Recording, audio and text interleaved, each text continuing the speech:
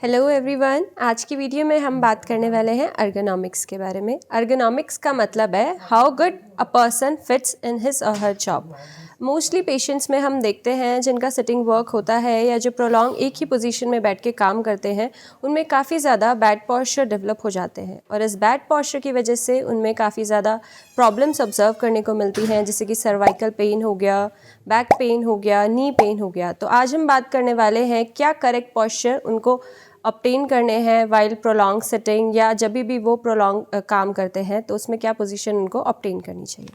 अगर आप prolong sitting position में हैं तो लोगों को ध्यान नहीं रहता है और वो बहुत ज़्यादा गलत पॉस्चर ऑब्टेन कर लेते हैं। तो जब भी आप चेयर पर बैठ रहे हैं तो आपको ध्यान रखना है कि जो आपका बैक है वो हमेशा स्ट्रेट होना चाहिए और चेयर से सपोर्टेड होना चाहिए। आपके जो आर्म्स हैं वो क्लोज टू योर बॉडी होने चाहिए और आपके फोर आर्म्स आपके आर्म रेस्ट पे होने चाहिए।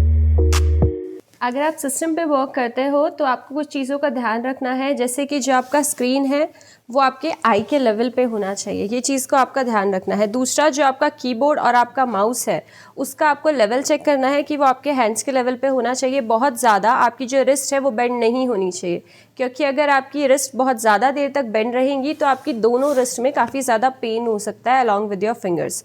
और आपका जो सिस्टम है उसका जो लेवल है वो भी आपकी आई के लेवल तक होना चाहिए, क्योंकि अगर उसका जो लेवल है वो नीचे होगा तो आपको एक स्टूप पॉस्चर अटेन करना पड़ेगा, जिसकी वजह से आपके सर्वाइकल में पेन होगा। जब भी आप चेयर पे बैठ रहे हैं तो आपको ध्यान रखना है कि आपकी जो फीट है वो हमेशा फ्लैट होनी चाहिए फ्लोर पे, और आपका जो हिप और नी है वो 90 डिग्री एक परपेंडिकुलर एंगल बनाए आपके चेयर पे। और जब भी आप चेयर सेलेक्ट कर रहे हैं एक प्रोलॉन्ग सिटिंग जॉब के लिए तो आपको एक गुड अर्गोनॉमिकल चेयर सेलेक्ट करना है जिसका हाइट एडजस्टेबल होना चाहिए। अगर आप एक ही पोजीशन में प्रोलॉन्ग बैठे हुए हैं तो आप कुछ रेगुलर एक्सरसाइजेस परफॉर्म करिए, जैसे कि आप सेल्फ स्ट्रेच कर सकते हैं अपनी बॉडी को।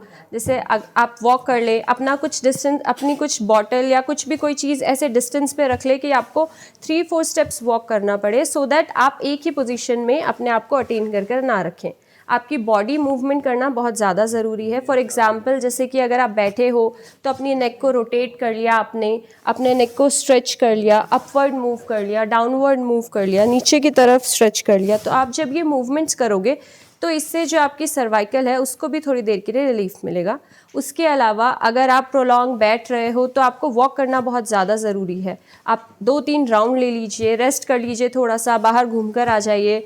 आप कुछ भी एक्टिविटी कर सकते हैं। फॉर एग्जांपल, आपने नॉर्मल स्ट्रेच कर लिया, जैसे फॉरवर्ड बेंड हो गए, उसके अलावा अपने नीज़ को ऐसे करके स्ट्रेच कर लिया, अपने आर्म्स को ऊपर ले जाकर ऐसे सेल्फ स्ट्रेच कर लिया। ये सारी एक्टिविटीज़ है जो आप परफॉर्म कर सकते हैं, सो दैट आप अपने वर्क प्लेस में कोई भी ऐसी कंडीशन को अटेन ना करें जो आपको इन फ्यूचर पेन का कॉज करे।